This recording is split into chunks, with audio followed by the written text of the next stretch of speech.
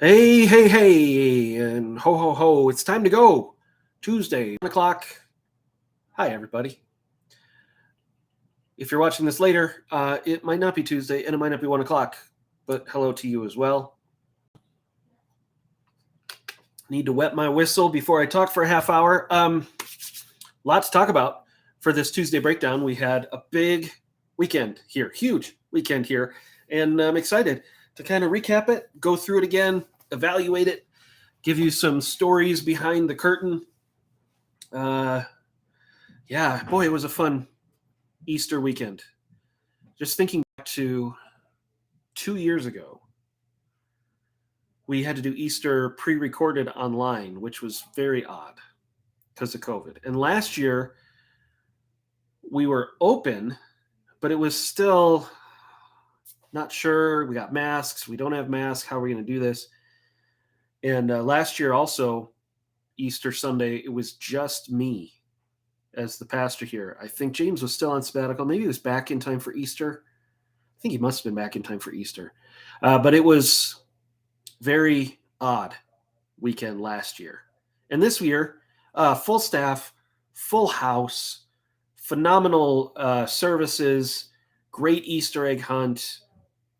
Just it felt like church again on an Easter Sunday, and that was great. Going back to Good Friday, we had a great Good Friday service, and I'm excited to kind of share with you again the behind the scenes stuff that goes into it.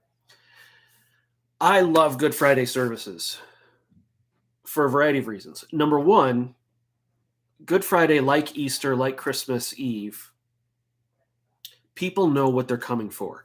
They know what they're going to get. There's an expectation that's a very good one when people walk in the door for these services. And if you give people something different,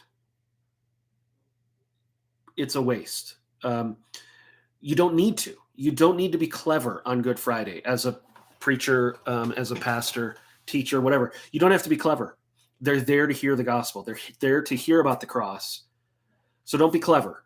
And I made that mistake early on in ministry. It's kind of like it's a special service. Let's find special, creative, kind of outside the box things we can do. And you put in a lot of work to come up with something that's unique. And again, you can do this. People do it for Easter. People do it for Christmas. Let's sing the Messiah, Handel's Messiah this year. For Easter, let's have this huge performative thing. And that just seems so high maintenance to me for something that's not going to move the needle on impact very much.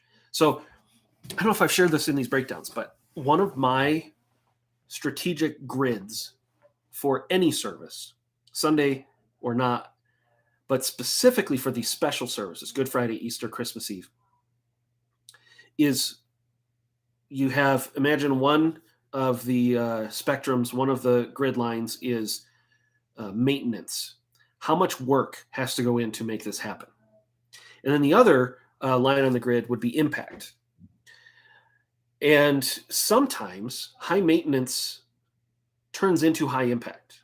So I'm not saying maintenance is always bad, but you have to be strategic on if I'm going to turn this project, if I'm going to turn this service into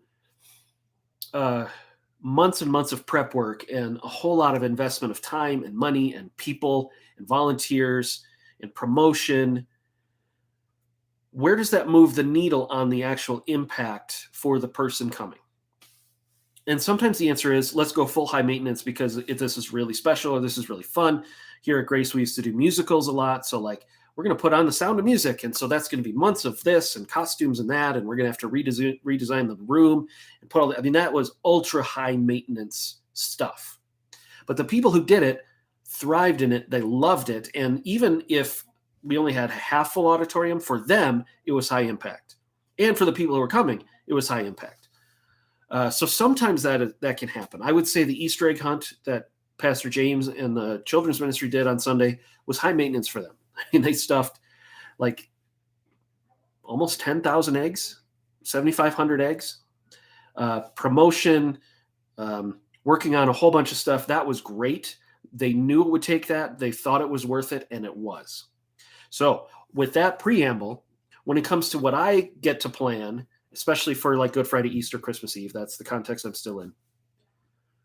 When people are walking in with an expectation of the gospel, the cross, the empty tomb, the birth of Christ, the incarnation, whatever is coming for that particular expectation service, I have found the more I put into the maintenance side does not move the impact needle enough to make it worth it, because people are already coming expecting that impact. So what I'm aiming for most Sundays, and in particular these special things, especially Good Friday, I want low maintenance, high impact. Because I think, honestly, there's more impact in the more stripped down thing, especially for Good Friday and Christmas Eve as well, than the big production stuff. So Christmas Eve, people want to sing their carols. They want to have kind of the vibe of a quiet Christmas Eve, the candle lights for Silent Night. And if we do much more than that, we end up missing the expectation people have for Christmas. So what I've gotten away with over the years, for those of you who know me, is this outer space thing is my little way to make it creative and fun without taking away from what should be pretty low maintenance but pretty high impact Christmas Eve. Good Friday, exactly the same. We want to do communion. We want to be reflective. We don't need a full band. We don't need to overthink the message. Simplicity, Mar just chimed in. That's the word. Definitely aiming for simplicity on Good Friday. So to have just piano, guitar, have Abby sing, have somebody who can really sound good singing, not me. So to have her there, and to just kind of, Edward and I, and in the past, other musicians, when Pastor Mike was here, he and I could do this. We don't need a ton of rehearsal. It's, here are the songs, what key are we going to do them in? Watch me for the changes and try and keep up, like the Back to the Future line. Watch me for the changes, try to keep up. We're gonna keep this simple. We're gonna keep this special, and you got to be able to kind of pivot if something is feeling a particular way, to stick with it if it's good, to pivot away from it if it's bad. That's not something you can really schedule. You got to leave that flexibility in, because you're not over programming it. It's easygoing, it's loose, but it's sincere, and it's quiet, and it's authentic, and it's simple. And that's absolutely what I was aiming for. Now, the other thing that we do sometimes in our order of service, every church has a liturgy. Even if they're not a liturgical church, what the term liturgy means is essentially the schedule of how you do your service. And in the Evangelical Free Church, and kind of not the high church, formal churches, but more of the low church, casual churches like we are, we don't think of it as a liturgy, like you have to do this church thing and then this church thing, and you have to do this reading because it's this week of the calendar year. Those are great things in other places. But for us, our liturgy is a couple songs, elder prayer, sermon, couple songs. And we've kind of experimented with that from time to time. Where do you put announcements? What do you do with that? But usually it kind of that's the flow on Sundays. And a couple of years ago, we found that for whatever reason, Grace, as a congregation, sings more passionately or engages more passionately in the music pieces after the sermon than they do before. And so we took away some of the front-loaded music and put it at the end, so we had more time to do corporate music after the sermon. But lately we've seen it's kind of gone the other way, that 3 songs after the sermon kind of feels like too many. So let's reshift that. So we're moving and shifting like that. Good Friday and Christmas Eve, I schedule what I call Big Mac services. And I've been doing this for years. And this is just what I've always called them. Because instead of that flow, we go music, short message, music, short message, music. Yeah, see the Big Mac. And so that's what I went with this year again. And I got to pick the songs, and I got to pick the message, and it was kind of, the service was all on my shoulders, which again was great because I could keep it low maintenance. I could sit there with a guitar. I could teach while I'm wearing the guitar. Not a ton of rehearsal. There's not a whole lot of people to kind of say, okay, you're doing this now, you're doing this now, you're doing this now. So low maintenance, and low maintenance for me, because if you woke me up at 2 a.m. and gave me a microphone and said, you need to fill an hour of time, I'd be like, well, give me a guitar and we're going to be fine. And so I was able to get in there, and we picked songs that were, I think, obviously about the cross, but I tried to go back into some hymns because people, it's, I've had this conversation with you on this channel before. When people say they really love and miss hymns, the list of hymns they miss is fewer than 8. I would say it's usually the same 5 to 8 hymns that everybody loves to sing. Great is thy faithfulness. It is well with my soul. How great thou art. You make the list, and it's usually that list. Now, people who grew up like me singing more than that, and some of the people who love hymns would say, yeah, it's more than those, but it's certainly those. But for those of us who grew up with the full range of the hymnal, all the Fanny Crosbys, all the Charles Wesleys, all the Isaac Watts, I do like to pull some of those out when I get a chance to pick a hymn. O Sacred Head Now Wounded, My Jesus, I Love Thee. They're not in the top 8, but they're ones people still kind of recognize.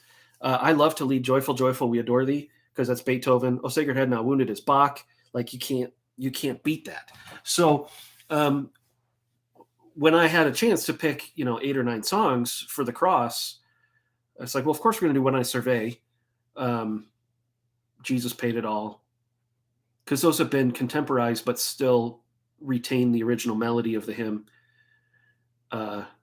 Sometimes when hymns get updated, they lose what made the hymn great, and sometimes they improve when you add a chorus to them. So with It Is Well, or not It Is Well, when I Survey and Jesus Paid It All, the additions I think are good, and so I don't mind doing the wondrous cross, all who gather here by faith draw near. Like that's a good hook to add to When I Survey. But anyway, when I picked the songs, I tried to pick that full range of newer, older. You bring Bach into play. Lamb of God is one written by a church I did an internship at. The music pastor there named Andy Rogier. So it's good to kind of feel like, well, that's one our folks know, but it's also special to me. And so, yeah, those are kind of fun things to do. But I did, anyway, the Big Mac version.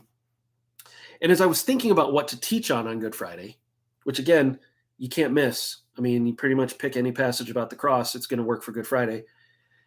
And I think, do I do Barabbas? I did that last year, I think. Substitutionary atonement, tell the story of Barabbas. That always is good. The theology of the cross, justification. By one man's disobedience, all are dead through Adam, but so much, how much more through one man's obedience will they be made alive? The kind of that theology of the cross from Romans, or even Adam. This is an old Tim Keller line. God told Adam, obey me about the tree, or you will die and be cursed. But if you obey me about the tree, you'll live. Whereas God told Jesus, obey me about the tree, and you'll die and be cursed, so that everyone else can live. I love that kind of perspective. I thought, which direction do I want to go? And for some reason, just this idea of the connection to Passover to the Last Supper, the connection of what do these symbols mean? And Passover being the same as Good Friday, and Gospel of John says that Jesus was killed at the time when they killed the Passover lamb. And we had talked about that in the Wednesday class this last week. So it was fresh in my mind. I thought, yeah, let's do the Passover, which really means you're doing the wrath of God, which that's not as, yeah, you want to reflect on the death of Christ, and that's already sad, that he died for our sins. And what does that mean? But to go the full length and say he died for our sins in that he bore the wrath of God. So we have to dig into, what does that mean? How does the blood actually protect us and cover us? And I thought, well, if you're in for a penny, you're in for a pound on that. So let's just hit it. And then I thought, well, both of those sections I could fill with wrath of God stuff. But then I thought I had already made this list of all these cross passages that I was thinking about teaching on. And I found a couple good quotes on what does the cross represent. And so it just hit me like Friday afternoon, honestly. It was Friday afternoon as I was finalizing all these thoughts. Why don't we just read it? Why don't we read all these passages? Let the text be our Good Friday service, not my comments on the text. And so that's when I made the list of those things, cut them up, and we handed them out to people as they came in, and we got the congregation involved in the Good Friday service, as opposed to just being monologue from me with a guitar and then speaking in a microphone. That was intentional too. It's like, I don't want this focus to be on me, even though I'm running the service as low maintenance as possible. This is a good way to kind of get people involved. And I loved it. It was a last minute idea that I didn't know if it would work. I thought it was really good to have people come up and read and have the whole congregation kind of feel like we are all reflecting on the cross, not just listening to Jeff. It is still Jesus' victory, for sure. But again, nowadays we're in a world where the greatest moral truth is how you feel about something. And so this idea of the wrath of God has been eradicated from a lot of the progressive Christian gospel, because we don't want to think of God as being wrathful. We only want to think of him as being loving. And not that I'm scared to talk about the wrath of God, but it has to be, we have to keep talking about it, because we're in a culture where we're not allowed to talk about it anymore. Even in Christendom, it's like, no, we're not going to talk about hell. We're not going to talk about the wrath of God. We're not going to talk about the holiness of God. We're just going to talk about how love wins, and love is all this good stuff, and God is love. And we don't want to think of him as being mean, because that hurts our feelings. And so it's good to kind of roll up your sleeves and dig into sound doctrine for Good Friday. As harsh as that might sound, it's the gospel. And I tried to bring that out in the message on Good Friday, that grace doesn't mean anything if wrath isn't real. If wrath and holiness is not real, then grace isn't saving us from anything. And grace becomes powerless and wimpy and weak, and it's no big deal. But it's a huge deal if sin's a big deal. And so Good Friday is a great time to think about that. So that was what went into my thinking. Saturday, I wasn't here for the Easter egg hunt, but by all accounts, we had well over 200 people. We went through 200 hot dogs. We know that. All those eggs got picked up. Like an entire baseball team from Lions came out. I think they were from Lions, came out as a team. So we got a lot of people who aren't normally here to be on our campus and to be in our building. The fellowship hall had face painting and games, and if it was a little too cold, or once you actually collected your eggs, there was still stuff to do. James and his team just crushed it. Great job. And again, that was high maintenance, but it was high impact. Good Friday was low maintenance and high impact. Easter, I think, was probably moderate maintenance, maybe a little more towards low. But again, people came Easter Sunday ready to celebrate the empty tomb. We have whole families that gather. There are people who are only here on Easter, the only time of year they set foot in a church. And they know what they're going to get. They're going to get a story that Jesus rose from the dead. And is there a better story to tell? No. So,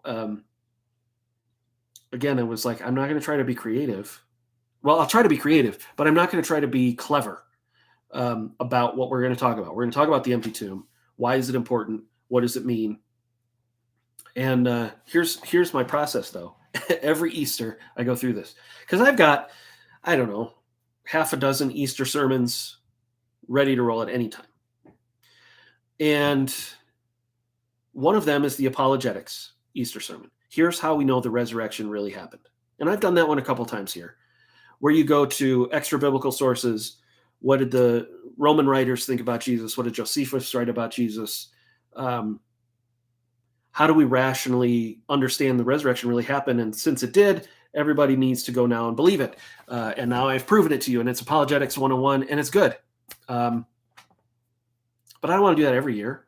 And a lot of the time, the people in the room, they already know it.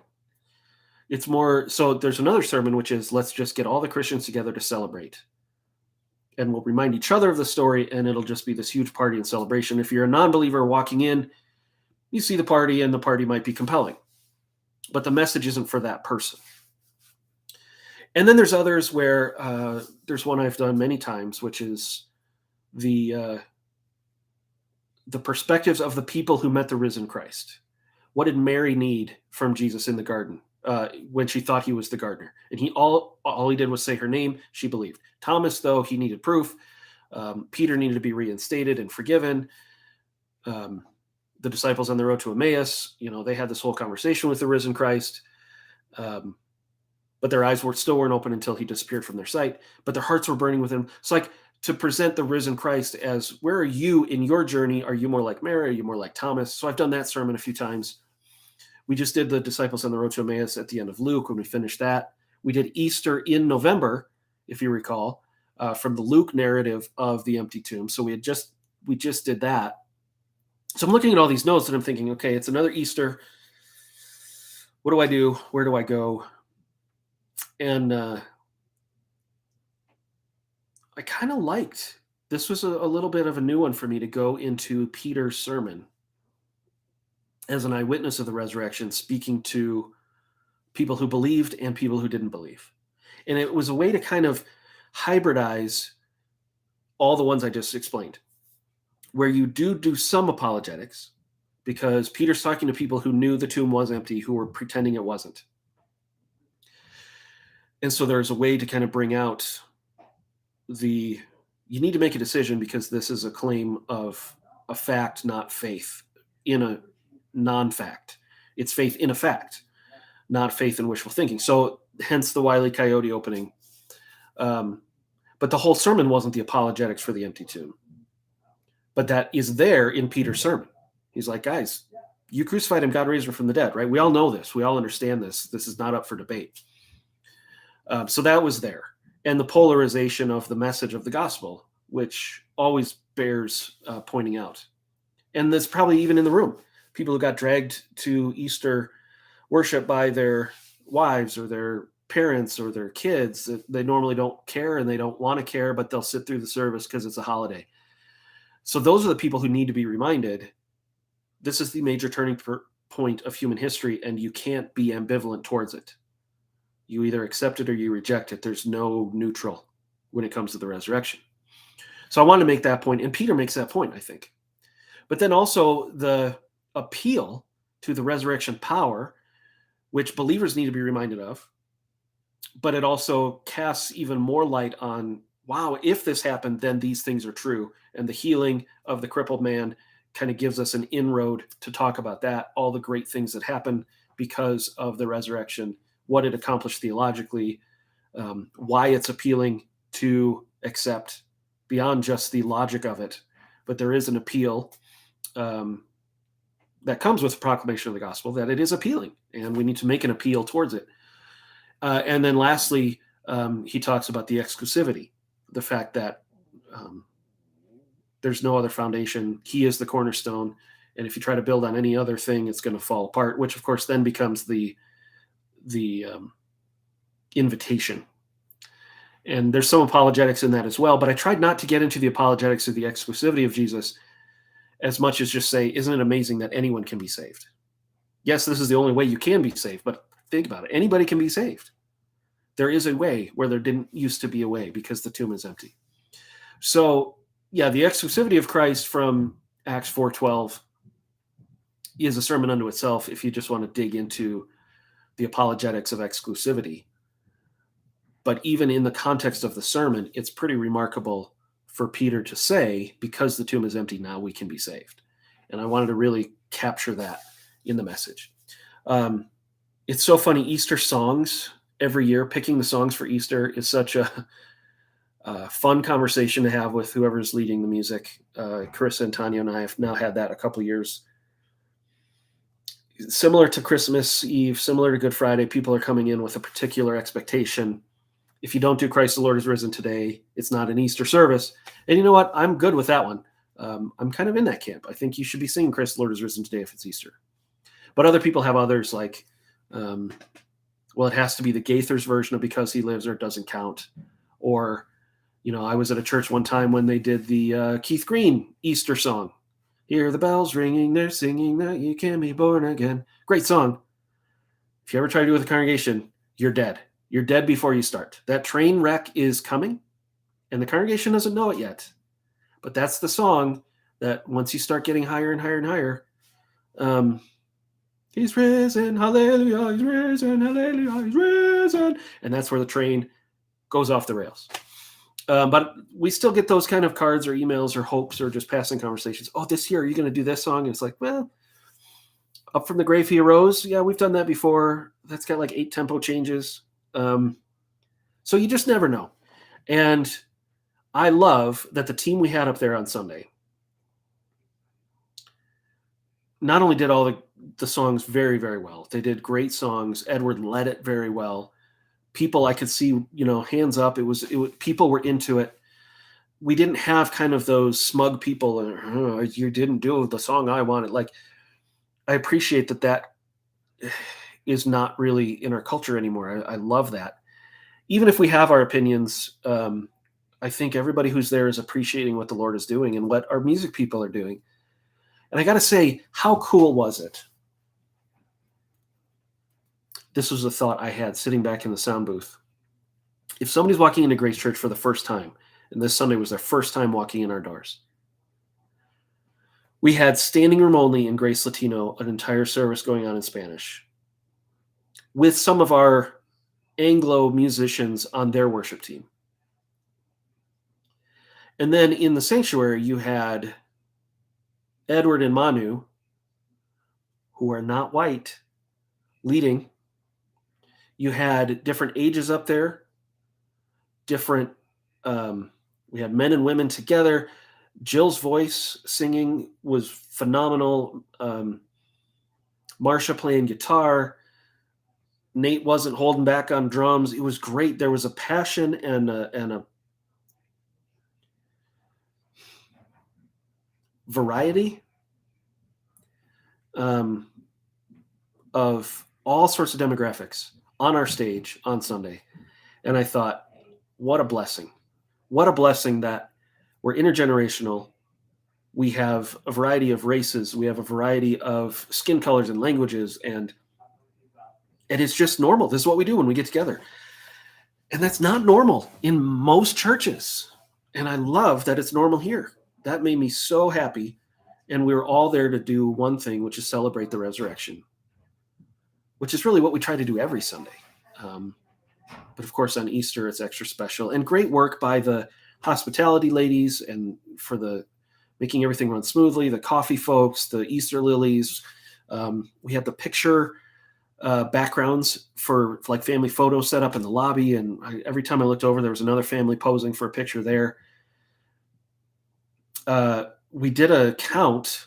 We're not numbers driven. I'd rather be healthy and small than unhealthy and large in terms of numbers.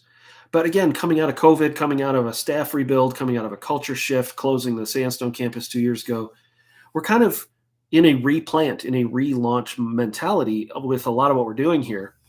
And between Good Friday, the Easter egg hunt, 2 services on Easter that were in English, 1 service that was in Spanish, doing a head count. And yeah, there's some doubles and triples in how they're being counted, people at multiple things.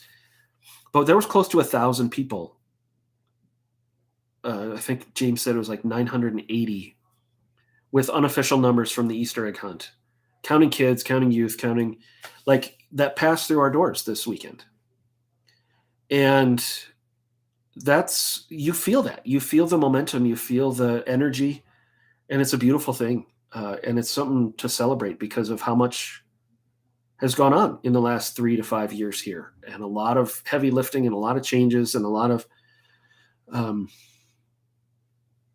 just being on this side of it and experiencing it all.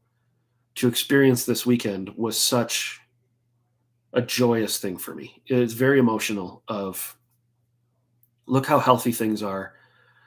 We made it through. We don't know what's going to happen tomorrow.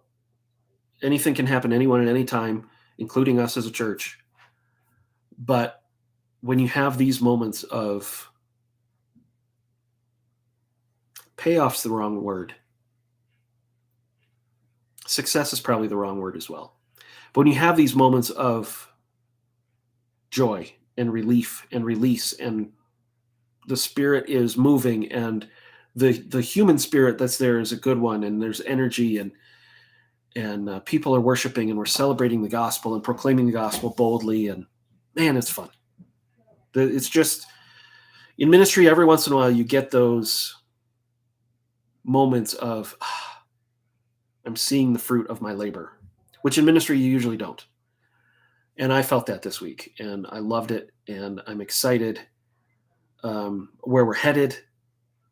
I don't think this is a finish line by any means. It's just a great reminder that the Lord is still here, the lampstand is still here, and it's an honor and humbling to be able to be a part of it. And I love being a part of it. I love the staff we have here. So much good is happening. And we'll be back in 2 Corinthians 3 this Sunday. And that's going to be great. May is going to be just as busy as April has been, but it's a good busy. By the way, if you haven't noticed yet, the new website has launched. Behold, the old has passed away. The new has come in terms of our website. So check that out. And that's going to be a work in progress as well. But again, new things, good things are happening and going on. So thank you all for listening to me ramble about our weekend. The Lord is always good, whether it's good times or hard times. But it's good to celebrate good times when he's being good. So that's what we're doing. So if you're watching live, thank you, Mar, for your commentary as we go.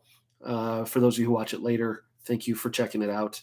I'll be back Thursday. I won't be back Thursday. I'll have an update probably tomorrow because I'm in Denver all day Thursday doing I'm on the ordination council for our district.